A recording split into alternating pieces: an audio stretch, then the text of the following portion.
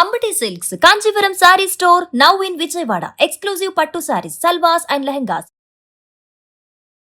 నమస్తే, welcome to Suman TV. నేను పద్మిని. ప్రస్తుతంతో పాటు ప్రముఖ ఆధ్యాత్మికవేత్త, ప్రముఖ న్యూమరాలజిస్ట్, లక్ష్మీ నరసింహస్వామి ఉపాసకురాలు శ్రీమతి స్రవంతి గారు ఉన్నారు. మాట్లాడదాం అక్క. నమస్తే అక్క. నమస్తే పద్మిని. అక్క కొంచెం గొంతు డిస్టర్బ్డ్గా ఉంది, బేర్ చేయండి.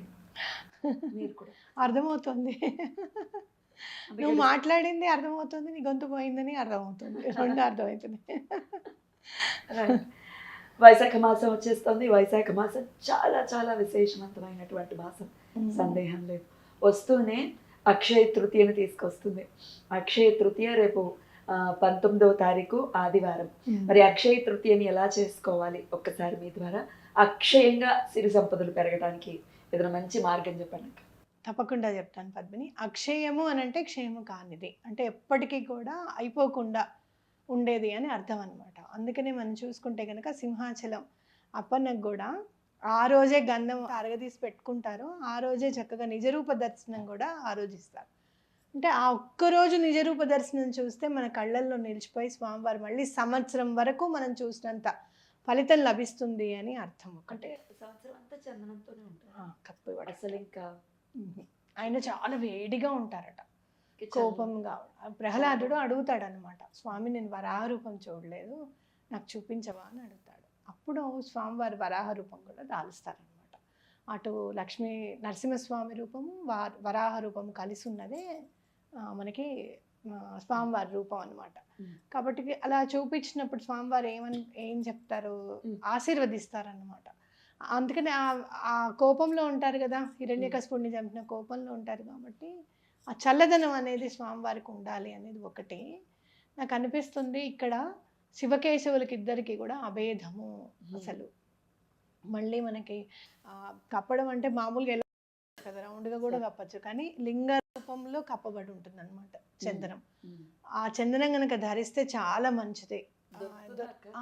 ఇస్తూ ఉంటారు కొంచెం కొంచెం. మేము ఇల్లు కట్టుకున్నప్పుడు స్వామివారికి దండం పెట్టుకుంటాం కదా మంచిగా అవ్వాలి అని, పెట్టుకున్నప్పుడు చూస్తే శంకుస్థాపన శంకుస్థాపనలో ఆ గంధం పడింది. అనుకోకుండా తెచ్చిచ్చారట అప్పాజీకి. వచ్చి శంకుస్థాపన చేసిన తర్వాత అవును మర్చిపోయాను గంధం వచ్చిందని చెప్పి వేశాడు అందులో. స్వామివారి అండాదండ తప్పకుండా ఉంటాయి అని మనం చెప్పుకోవచ్చు అనమాట.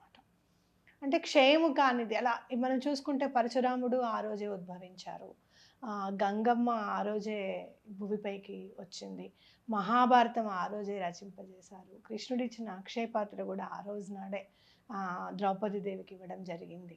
అంటే మంచి పనులన్నీ కూడా ఆ రోజే చేశారు అనడానికి ఎన్నో నిదర్శనాలు ఉన్నాయి.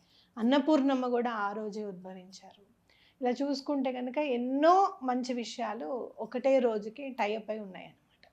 అంటే మరి మనం ఇక్కడ క్షయము కానివి ఏముండాలి అని అంటే అక్షయ తృతీయ అనేసరికి మనకి కేవలం బంగారం మాత్రమే గుర్తుకొస్తుంది అనమాట. కానీ అమ్మవారితో పాటు ఎన్నో ఉన్నాయి, ఎన్నో పుట్టాయి.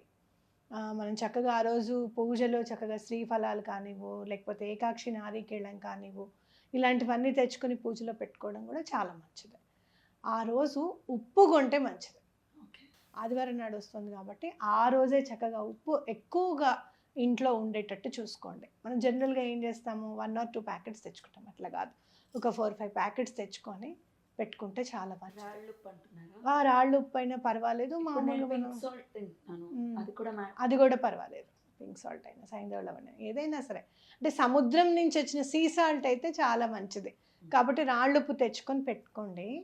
ఇంకోటి ఏంటి అని అంటే మరి 4-5 ప్యాకెట్స్ తెచ్చుకుంటున్నాం కదండి అని అంటే ఒక్క ప్యాకెట్ ఏం చేస్తారంటే స్నానానికి వెళ్ళేటప్పుడు కొంచెం తీసుకెళ్ళడము, ఇల్లు తుడుచుకునేటప్పుడు కొంచెం వేసి ఇల్లు తుడవడము, అట్లానే ఎక్కడైనా సరే నార్త్ సైడ్ కొంచెం ఉప్పు తీసి ఒక కంటైనర్లో పెట్టి అలా పెడితే కూడా నెగిటివ్ ఎనర్జీస్ రాకుండా కూడా ఉంటాయి అన్నమాట. అట్లాంటివి చేసుకోవాలి. ఒకటి ఆ రోజు మంచినీళ్ళు ఎవరికైనా దానం చేస్తే చాలా మంచిది అని చెప్తారు అన్నమాట. ఎవరైనా కూడా మంచి ఎండాకాలం కదా, ఎవరికైనా చల్లటి మంచినీళ్ళు ఇస్తే అన్నం పెట్టినంత ఫలితం ఉంటుంది ఎండాకాలంలో. నిజంగా చెప్పాలంటే అన్నం పెట్టినా అంత హ్యాపీగా ఉండరేమో కానీ చల్లటి మంచినీళ్ళు ఇస్తే మాత్రం చాలా హ్యాపీగా ఉంటుంది. అలాంటి చల్లటి నీళ్ళు తాగితే నాకు గొంతులు పోతాయి. కొండ నీళ్ళు మంచినీళ్ళు ఇవ్వండి. అట్లాగే మీరు ఈసారి ఏం చేస్తారంటే ఒక 11 లక్ష్మీ గవ్వలు తీసుకొచ్చుకోండి. 11 లక్ష్మీ గవ్వలు తీసుకొని వచ్చి అమ్మవారి దగ్గర పెట్టి అక్షయం చేయమ్మా అని చెప్పి దండం పెట్టుకోండి. అమ్మవారికి చక్కగా అష్టలక్ష్మిలకి ఆ రోజు పూజ చేసుకుంటే చాలా మంచిది. స్తోత్రం కూడా చదువుకుంటే చాలా మంచిది.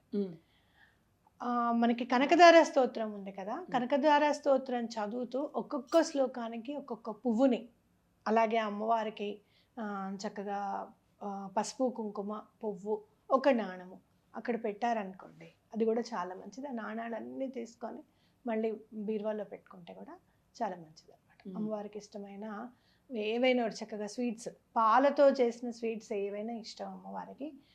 పాలు, పెరుగు, వెన్న ఈ 3 నైవేద్యం పెడితే చాలా మంచిది అమ్మవారికి. దద్దోజనం పెట్టేటప్పుడు ఏం చేస్తారు అని అంటే, కొన్ని దానిమ్మ గింజలు కూడా వేయండి దాంట్లో. అమ్మవారికి చాలా ఇష్టం దానిమ్మ గింజలు అంటే.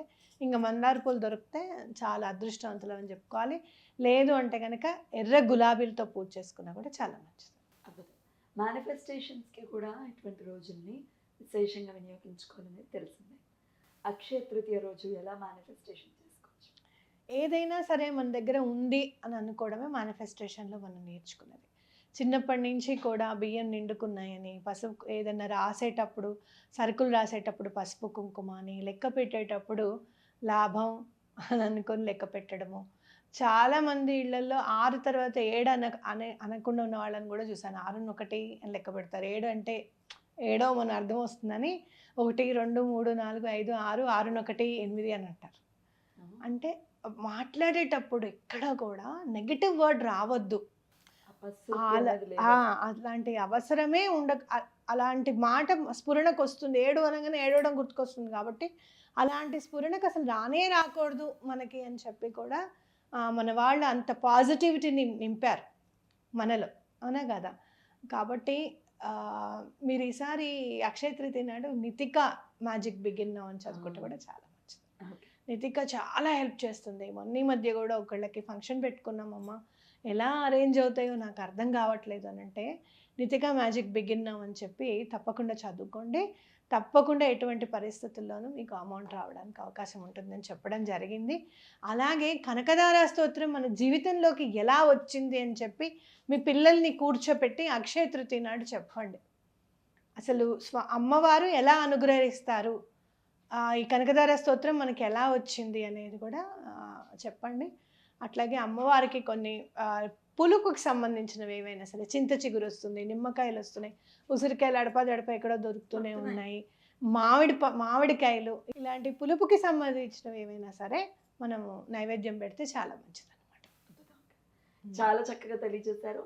అక్షయ తృతీయ పరమ పవిత్రమైనటువంటి రోజు కాబట్టి మాంసాహార ప్రియులు ఆ రోజున మాంసం తినకుండా ఉంటే బెటర్ అంటారా? నాన్ వెజ్ అస్సలు తినకూడదు పద్మిని. ఎందుకంటే మీరు చూస్తే నేచర్కి సంబంధించింది కాబట్టి, నేచర్ అంటే తిథుల ప్రకారంగానే మనం చేసుకుంటూ ఉంటాం ఏ పండగలైనా కూడాను. నేచర్కి సంబంధించింది కాబట్టి నేచర్లో ఉన్న వేటిని ఇబ్బంది పెట్టకూడదు అనేది మనం తెలుసుకోవాలి. అందుకని అస్సలు నాన్ వెజ్ అస్సలు తినకూడదు. ఆదివారం కదా, డెఫినెట్గా అదే ఉంటారు. ఇటువంటి స్పెషల్ డేస్ అయినా అవును మెల్లమెల్లిగా అలవాటు చేసుకుంటే మార్పు. అవును. చాలా బ్యూటిఫుల్గా ఎక్స్ప్లెయిన్ చేశారు అక్క. కృతజ్ఞతలు. నమస్తే అక్క. నమస్తే.